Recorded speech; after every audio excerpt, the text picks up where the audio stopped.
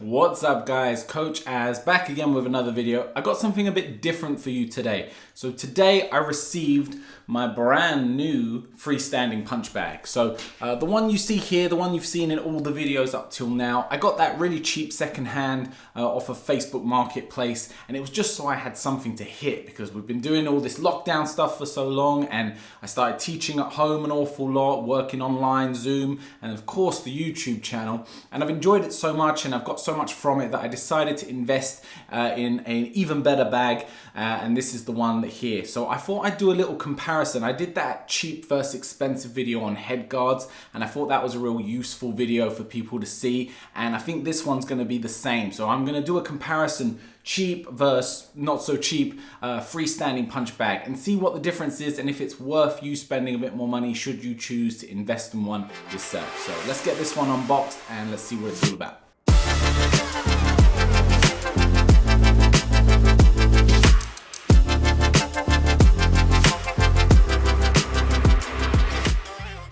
Alright guys, well this is the new bag, and as you can see some assembly is required. So you've obviously got the base here. The base itself is actually really light, and that's to be expected because of course you can fill it up with either water or sand.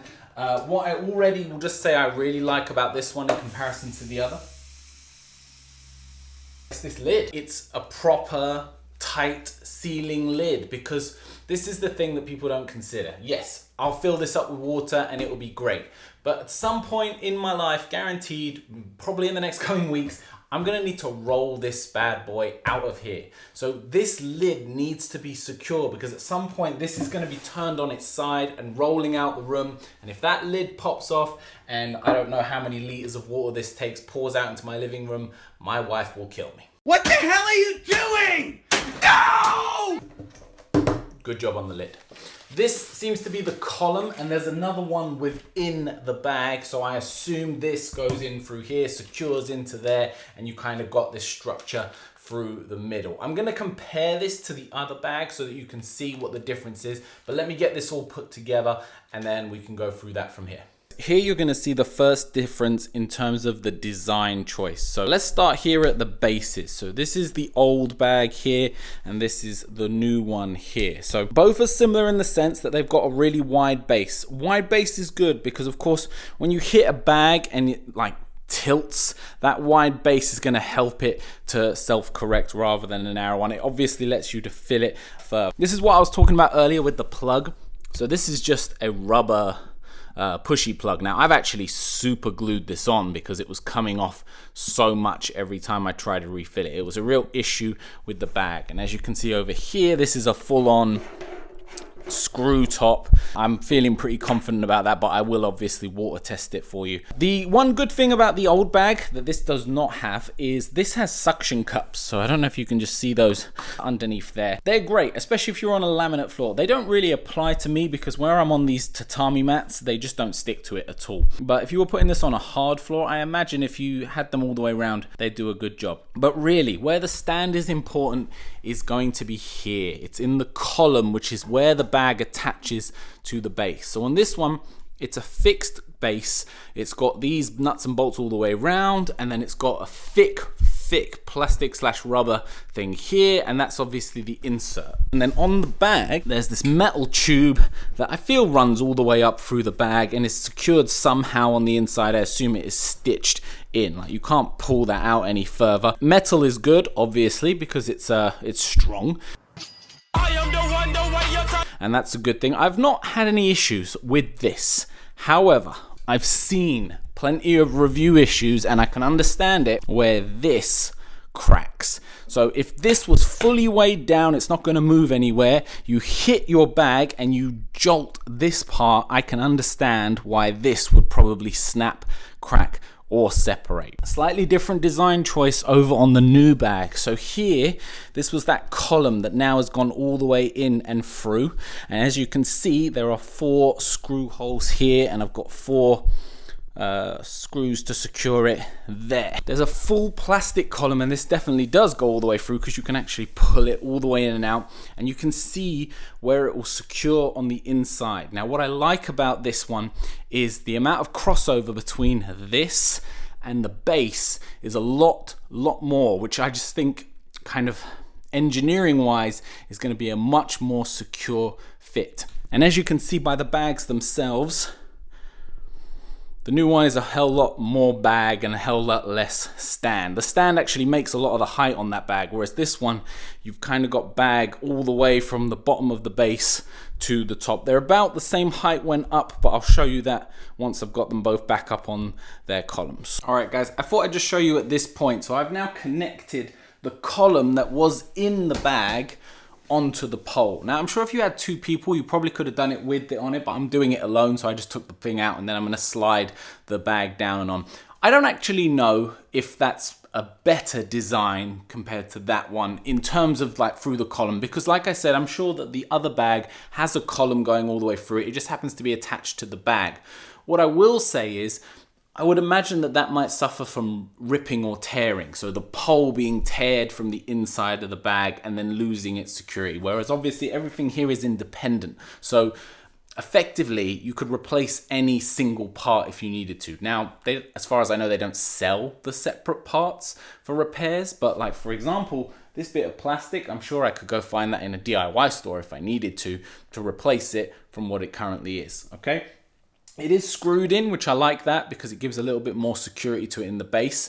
I'm going to get the bags on now and then we can talk about the bag itself in terms of its content, what it's filled with, what it's covered with, and how they feel before I fill it up with water and give it the proper test. So here we are, I've got both the bags set up and upright. I haven't filled the base on this one yet, but I just wanted to talk about kind of the visual differences and the feel of the actual bag in terms of what it's filled with and how it's covered. So as you can see, and as I mentioned earlier, they're basically the same height bag, so they're both about 100. I'm 6 foot tall, and they're about 6 foot tall themselves. This one's a little bit shorter, and I think they advertise it as 180 centimeters, but I'd argue that it's ever so slightly less. But certainly head height, which is for the majority of people, you're going to be able to kick at head height on this bag. Same deal with this one. Now, in terms of the content and the feel of it, let me get to that. I'm going to change this camera angle because I feel like I'm overexposed thanks to the window. All right, we're going to do this one bag at a time. So this is the older bag.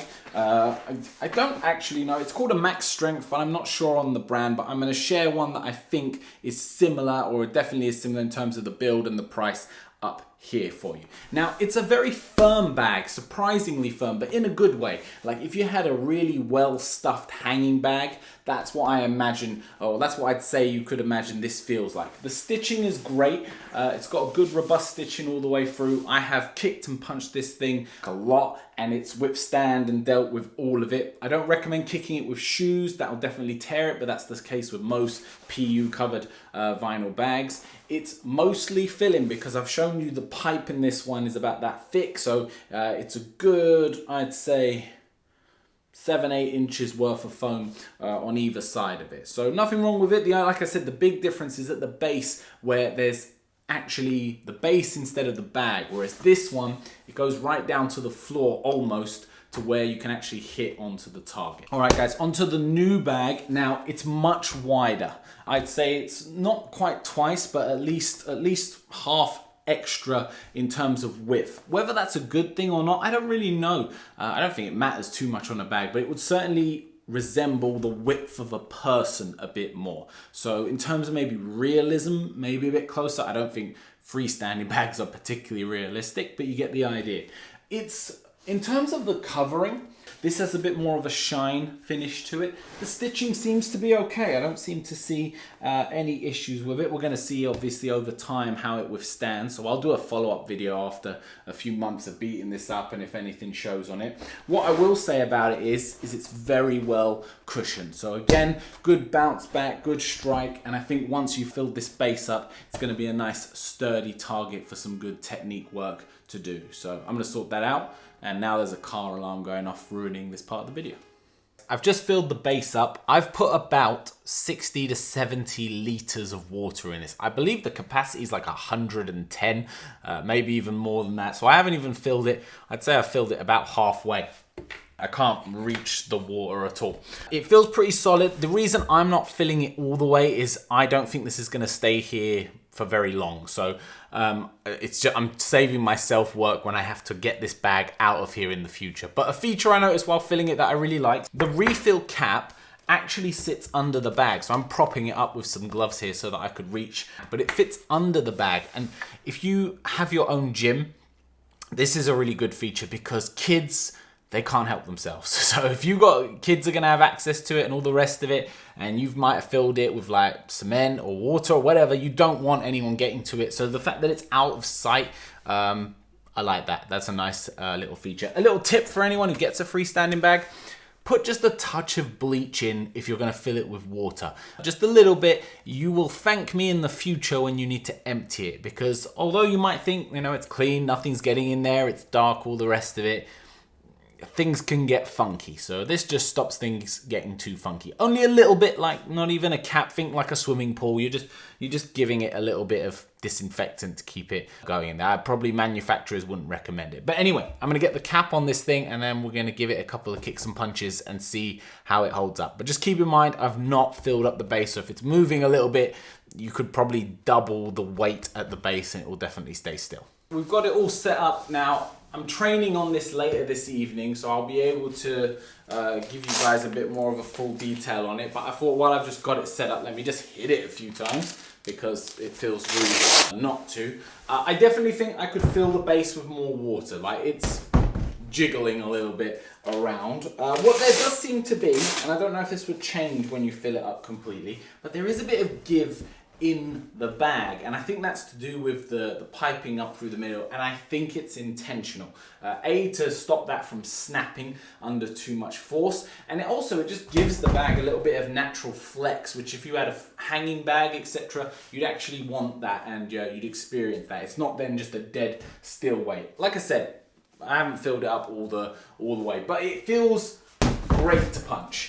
Like, really solid, really nice. The base, definitely I'm going to fill it up some more, but nice, good feedback on the strikes. In terms of durability, I mean, that really is a wait and see thing, so we're just going to have to see how it holds up to that. If I was going to say that I had a concern, and it's the same concern I have with any of these, it's going to be the line of stitching that comes across here. I can't see in any way where it's like a reinforced stitching, like double stitched or anything like that. So like, it might be fine. It probably will be fine, but that would be my only rise for concern. It is filled with an aerated foam, so that should deal with a fair amount of punishment for a while, but of course eventually that foam is going to start breaking down and you're going to start seeing like indents and stuff, but that's just general wear and tear. One thing I'll say on these bags, and this is important, is these are technique bags, so they're not really designed for you to be like smashing it, hitting it full power all the time, like trying to practice your power roundhouse kicks or anything. They're designed for technique work, so speed, agility, movement, getting a cardio get up, getting a little workout in, all of that stuff. So don't go into buying one of these expecting it to withstand, 100 kg guy throwing body hooks at it for half an hour every day. They're just not built for it. You need like a full-on leather hanging bag filled with some kind of sand or dead people's bodies, something like that, to be able to withstand that kind of torture. But I'm happy with the purchase. I think it's a great bag. You're going to see it obviously in all future videos, and I'll show you some training footage from this evening's training so that you can see if you like it for yourselves. Guys, I hope today's been helpful. Enjoy the footage of me beating it up from later on in the day, and I will catch you on the next one. One thing I forgot to mention, guys, was obviously the price difference between these two bags. So the old bag, like I said, I got it second hand and it was around £70 second hand. I got quite a great deal on it.